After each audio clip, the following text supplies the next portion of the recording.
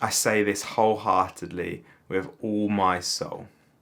I hate Daisy Buchanan.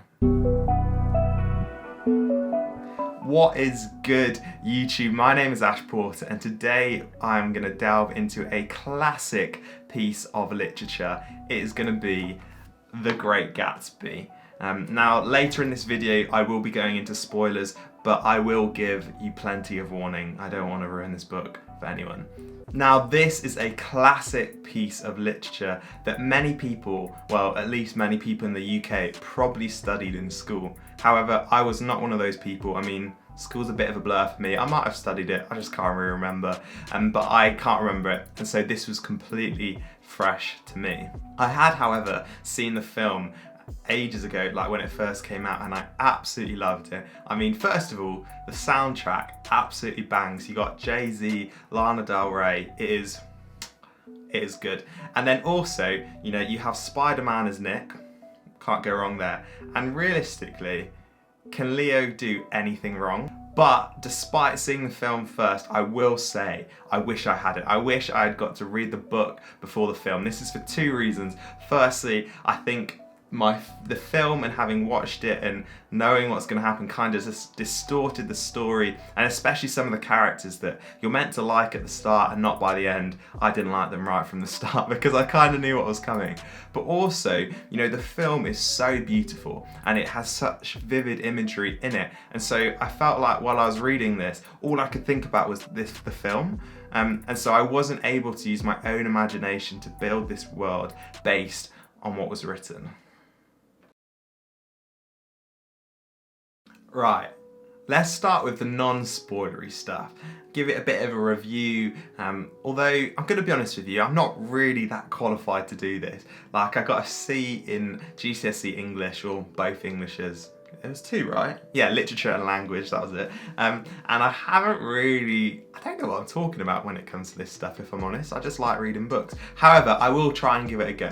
And as I don't read a lot of books like this, what actually really surprised me is that I really enjoyed Fitzgerald's way of writing. Like, it's a bit old school, it's not really how modern writers would write, but I found it really enjoyable. I found it captivating, especially obviously in this book, you're sort of seeing the world through Nick's eyes and his lenses and his viewpoints. And I felt I was captivated by that. It also, you know, the story was fast paced. It kind of jumped from one thing to another. There wasn't a lot of time where not a lot was happening. You know, that kind of filler content or the really descriptive stuff to build the world loads. But actually there was just enough, and it was like, it hit kind of like the sweet spot, I guess, between being fast paced enough yet descriptive enough. However, the one thing I will say is my first time reading Fitzgerald and this kind of style of writing is I felt like sometimes because of that, it was a bit confusing. The story kind of jumps around.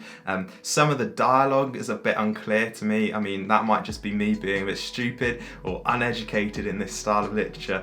But I will say that it was a bit confusing at times. But because I'd seen the film, I felt like that made up for it. However, if I had read this without the film, I feel like I would have needed more clarification about how things sort of threaded together.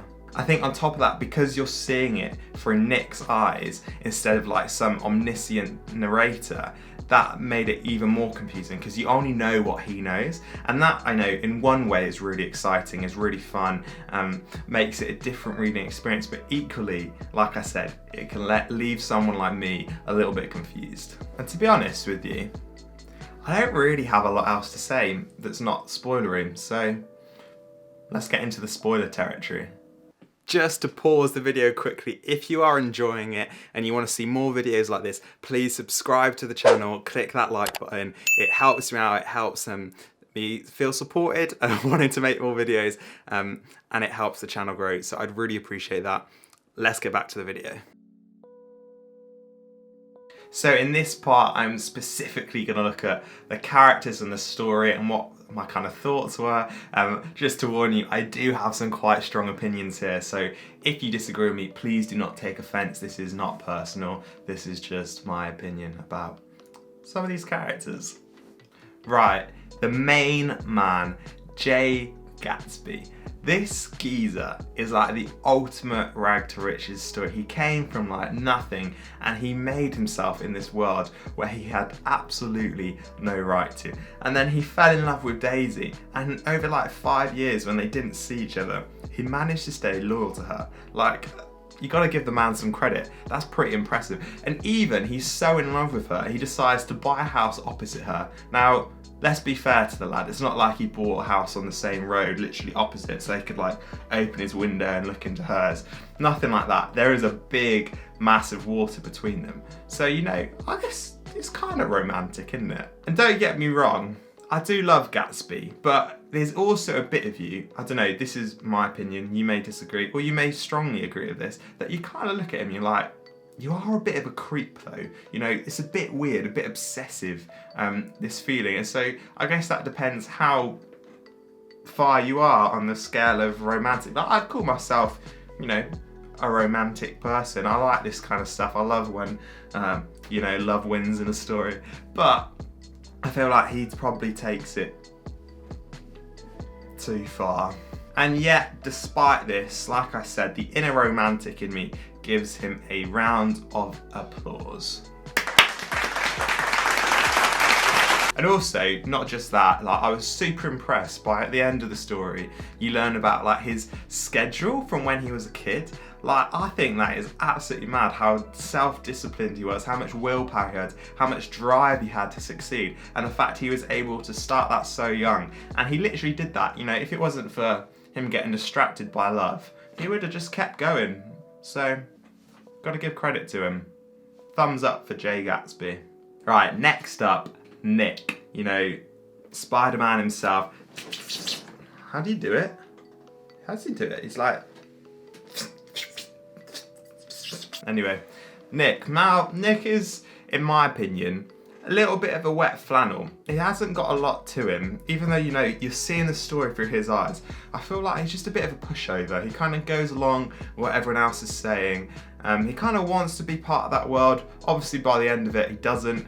And I respect him for that. You know, he changes and his views change. And he sees stuff probably a little bit different to everyone else. But overall, I'd say not much to him, not that exciting. But thanks for telling us the story, Nick. I say this wholeheartedly with all my soul. I hate Daisy Buchanan.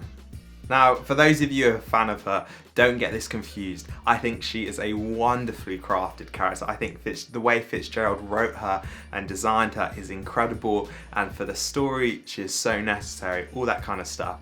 However, she's an absolute and a waste of oxygen. You know, she can't even be bothered to mother her daughter, and then after the whole book, after everything she goes through, for some reason, she chooses Tom. So gents, introduce yourself and tell us why Daisy should be choosing you. The name's Jay Gatsby, old sport. About me, well, the moment I met Daisy over 5 years ago, I fell in love with her, you know. I even bought this mansion. I worked from nothing to be worthy of her, and now, you know, I live opposite her, and I've held on to her love this whole time. I've never had another woman, and I will love her forever. Why me? Well, my name's Tom. I'm likely to cheat on you if I'm really honest with you. I don't like staying loyal to women. I take a lot of steroids. I'm extremely racist, and well, I'll leech off my family's name and wealth. Though, because of my steroids, I do have a mean six-pack. All right, Daisy, it is time to decide. Who are you picking? Oh, I just can't decide. No! God, please, no! Wow, what an absolute moron she is. My head, what the heck, Daisy? Are you okay? You know, the one thing I will say in her defence, and it takes a lot for me to do this, is that she probably was freaked out a little bit by Gatsby's obsession and, you know, just the way he was acting and just the fact he was a bit of a creep. However, I still think just throw her in the water and finish the story. And then to finish, we have Tom. Now, Tom is the absolute epitome of a waste man. To be honest, It doesn't even deserve to be talked about. Let's go. Okay, so with that over, now there's just two more things I want to talk about which kind of really stood out to me and I really liked about this book. I think first of all, it's just startling in this book how much in that time, you know, in America, your family name meant something. Where your wealth and its history came from meant something. And they didn't really like Gatsby because he came from nothing. And I find that so bizarre because in our modern world, we love a rags to riches story. We love people who climb from nothing to amazing success. And it doesn't just have to be wealth, but success. And they reach unfathomable heights. And so in our world, in our time, Gatsby, you know, he would have been up there with the best. People would have loved him for that. Except in this world, they don't. I mean, they don't mind his wealth and his parties, but really they hate the fact that he's come from nothing. And I think that was such a shame. And then the second thing, which is much more of a challenge that I've taken away from this book, and the beautiful storytelling and writing Fitzgerald had, and it's when Nick, at the end of the book, he runs into Tom and he describes Tom and Daisy, and it says this, they were careless people, Tom and Daisy. They smashed up things and creatures and then retreated back into their money or their vast carelessness.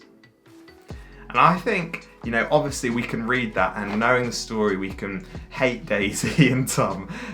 We can feel disgusted by their ginormous wealth and the way they use it and the way they mistreat people in the world. And we think, gosh, yes, that describes them perfectly.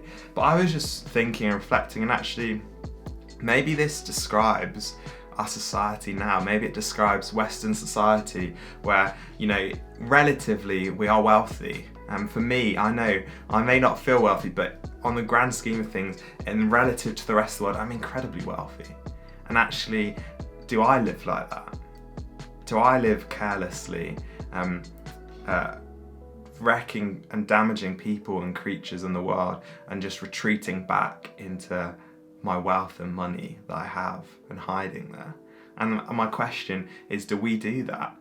Is that the way our society works? I don't know. I feel like maybe it is, and that there is a challenge there, that we're so outraged by Daisy and Tom, but maybe in the modern day there's a lot more people who are like that.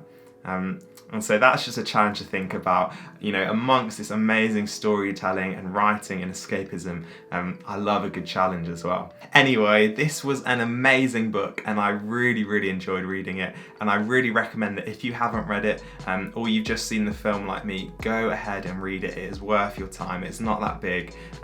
Yeah, and it is a great read. And if you disagree or agree with anything I've said, any of my strong opinions, or have anything else to add, please do tell me in the comments below. I would love to hear it and have that conversation with you. And that's it. See you next time.